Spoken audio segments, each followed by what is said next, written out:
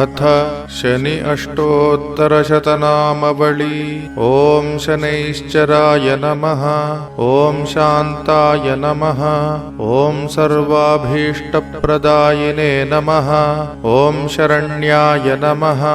ॐ वरेण्याय नमः। ॐ सर्वेशाय नमः। ॐ सौम्याय नमः। ॐ सुरवन्द्याय नमः।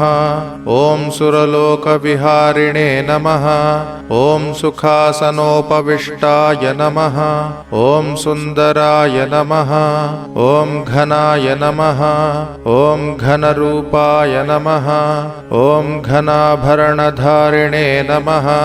ॐ घनसारविलेपाय नमः। ॐ खद्योताय नमः। ॐ मन्दाय नमः। ॐ मन्दचेष्टाय नमः। ॐ महनीयगुणात्मने नमः। ॐ मर्त्यपावनपदाय नमः।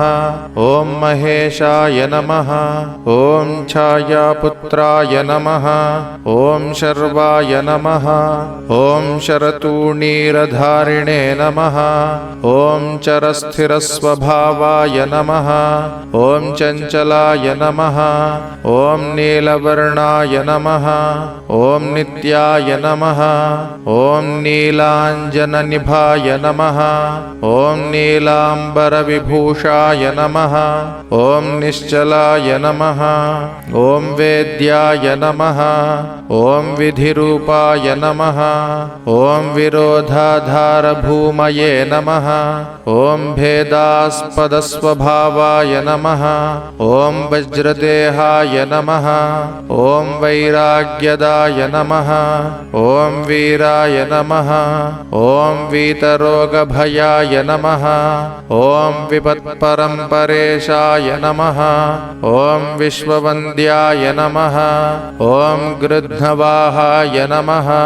ॐ गूढाय नमः। ॐ कूर्माङ्गाय नमः। ॐ कुरूपिणे नमः।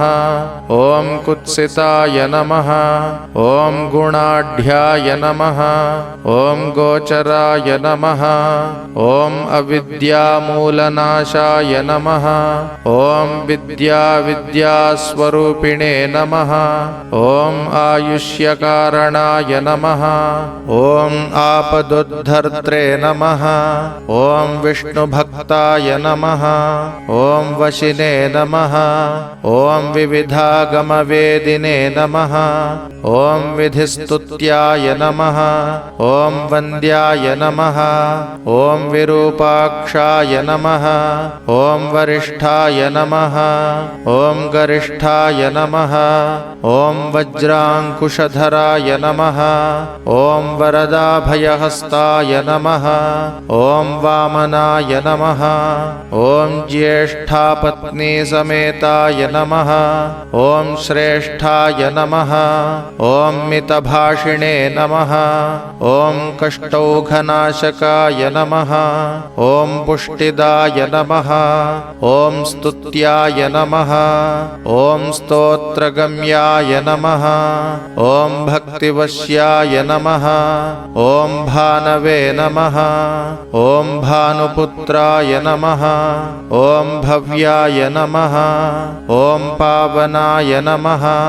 ॐ धनुर्मण्डलसंस्थाय नमः। ॐ धनदाय नमः। ॐ धनुष्मते नमः। ॐ तनुप्रकाशदेहाय नमः। ॐ तामसाय नमः।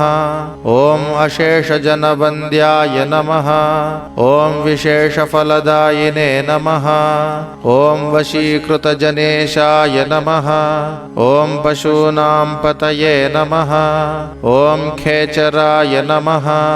ॐ खगेशाय नमः। ॐ घननीलाम्बराय नमः। ॐ काठिन्यमानसाय नमः। ॐ आर्यगणस्तुत्याय नमः। ॐ नीलच्छत्राय नमः। ॐ नित्याय नमः। ॐ निर्गुणाय नमः। ॐ गुणात्मने नमः। ॐ निरामयाय नमः। ॐ निन्द्याय नमः। ॐ वन्दनीयाय नमः।